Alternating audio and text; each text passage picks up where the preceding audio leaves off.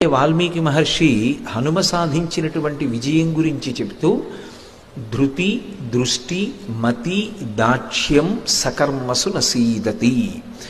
ఎవరికి ఈ 4 లక్షణములు ఉంటాయో వారు తాము చేసేటటువంటి కార్యముల యందు నశించరు. అంటే ఆ కార్యాన్ని సాధించకపోవడం అనేటటువంటిది ఉండదు. సంకల్పం చేసిన కార్యాన్ని తప్పకుండా సాధించగలుగుతారు. దానికి ఉండవలసిన లక్షణాలు చెప్తున్నారు. మొట్టమొదటిది ధృతి. ధృతి అంటే ఏదో ఇవాళ సంకల్పం చేయడం, ఆ సంకల్పాన్ని వదిలిపెట్టేసేయడం, మన వల్ల ఎక్కడవుతుందనడం, భయపడడం అలా కాదు.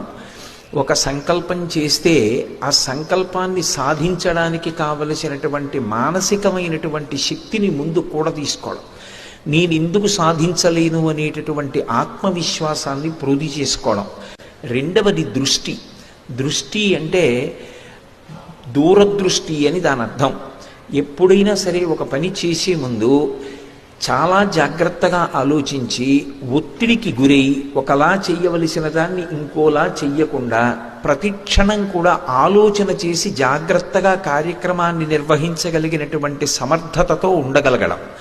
ఆ తర్వాతది వివేకం. మతి అంటే వివేకం కలిగి ఉండడం.